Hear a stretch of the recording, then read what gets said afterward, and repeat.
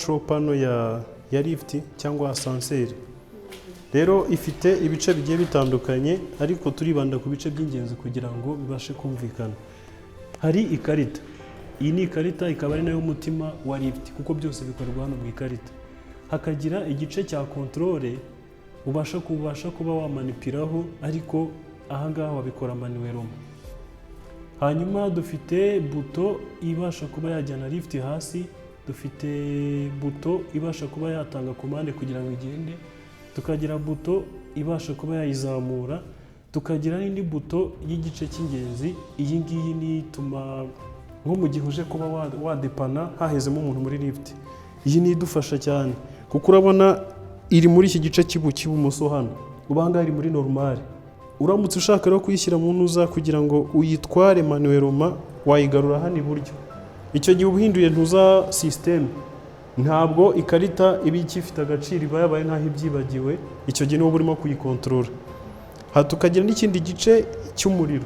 Mu gihe habaye ikibazo wenda harimo nk'ikibazo nka court-circuit, ushobora kuza ugahita upushinga. Mu gihe upushinga uba ukuyeho amashanyarazi kugira ngo wirinde ibindi bibazo bishobora kuvukamo inkongi cyangwa se n'ibindi. Tukagira n'ikindi gice cya gatatu cy'amashanyarazi. Ahangaha harimo amakonegisiyo aza hano mu ikarita, ajya no mu ikarita ya kabine hariya hepfo. Tukagira n'amakontakiteri abasha gutambutsa umuriro. Ni ibi bice by'ingenzi dufite hano uyu munsi. Kugira ngo wubake iyi sisiteme ugomba kuba ufite n'ikindi gice cyunganira amashanyarazi, aho wasangaga nk'igihe umuriro wabaga wabuze ugasanga umuntu aheze muri lift. Ariko ubu ngubu ntabwo bikibaho kuko zigira igice cyitwa UPS ibasha kubika umuriro akanya gato. Ni ukuvuga ngo niba amashanyarazi abuze, UPS ihita ikomeza umuriro yabitse ugakomeza ugakora. Generator igahita ishyiraho amashanyarazi yayo, lift igakomeza, ntunamenya ko byabaye.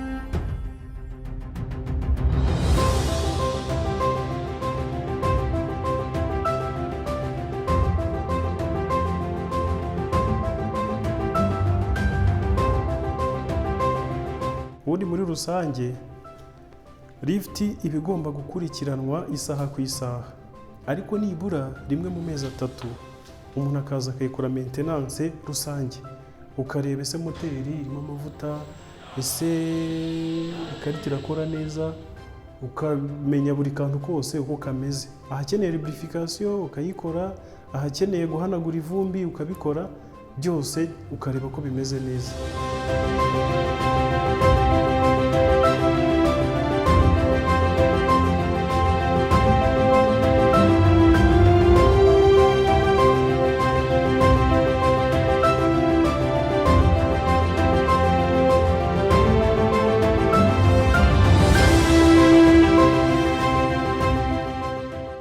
Ikintu wakwitwararika cya mbere ni ukwitondera urugi.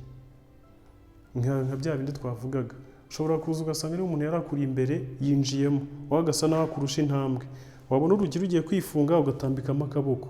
Ariya ni amakosa, ntabwo ari byo.